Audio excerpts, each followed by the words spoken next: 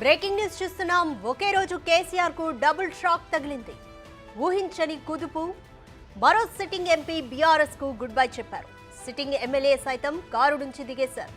Chevella MP Ranjith Reddy అదే నియోజకవర్గం నుంచి కాంగ్రెస్ అభ్యర్థిగా బరిలో నిలవనున్నారు. ఇటు దానం నాగేందర్ ను సికింద్రాబాద్ ఎంపీ క్యాండిడేట్ గా కాంగ్రెస్ పోటీ చేయించనుంది. ఈ మధ్య సీఎం రేవంత్ రెడ్డి సమక్షంలో పార్టీలో చేరిన సునీతా మహేందర్ రెడ్డిని మల్కాజ్గిరి నుంచి లోక్సభకు బరిలో దింపనున్నారు.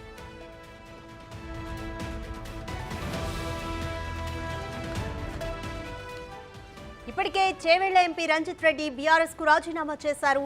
నిజానికి పార్లమెంటు నియోజకవర్గాల వారీగా కేటీఆర్ సమీక్షలు మొదలుపెట్టాక చేవెళ్లకు ఎంపీ అభ్యర్థిగా రంజిత్ రెడ్డినే ప్రకటించారు.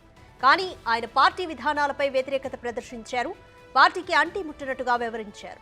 దీంతో చేవెళ్ల ఎంపీ అభ్యర్థిగా కాసాని జ్ఞానేశ్వర్ ను కేసీఆర్ ప్రకటించారు. దీంతో తీవ్ర మనస్తాపానికి గురైన రంజిత్ రెడ్డి పార్టీ నుంచి వైదొలిగారు.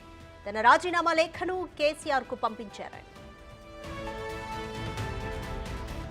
మరోవైపు ఖైరతాబాద్ బీఆర్ఎస్ ఎమ్మెల్యే దానం నాగేందర్ సైతం బీఆర్ఎస్ కు షాక్ ఇచ్చారు. మొన్ననే రేవంత్ రెడ్డి ప్రభుత్వంపై ఓ రేంజ్ లో ప్రశంసలు కురిపించారు. ఆయన ప్రభుత్వం చేపడుతున్న అభివృద్ధి కార్యక్రమాలకు మద్దతుగా నిలుస్తానంటూ చెప్పుకొచ్చారు.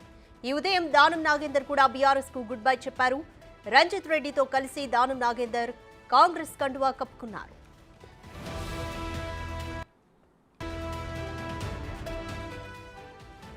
మోర్ డీటెయిల్స్ మా ప్రతినిధి సైదులు అందిస్తారు.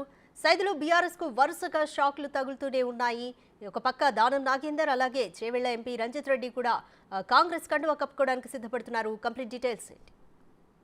రాధిక, మీరు అన్నట్టుగా బీఆర్ఎస్ పార్టీకి అయితే వరుస షాకులు తగులుతూనే ఉన్నాయి.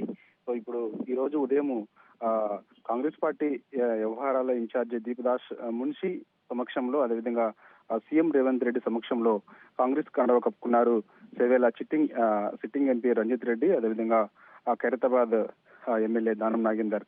సో ఇక ఇప్పటికే కొద్దిసేపటి క్రితమే మీట్ ద ప్రెస్ లో సీఎం రేవంత్ రెడ్డి కూడా కొన్ని వ్యాఖ్యలు చేశారు. ఈ రోజు గేట్లు తెరిచాం, ఇద్దరు కూడా, ఒక ఎంపీ ఒక ఎమ్మెల్యే ఇద్దరు కూడా కాంగ్రెస్ గుడికి వచ్చారు. మరి కొన్ని రోజుల్లో చాలా చేరికలు ఉంటాయని కూడా చెప్పడంతో ఇక బీఆర్ఎస్ లో ఉన్నటువంటి కొంతమంది ఎమ్మెల్యేలు కూడా రాబోయే రోజుల్లో పార్టీ మారుతారని చెప్పేసి కూడా జోరుగా చర్చ జరుగుతుంది.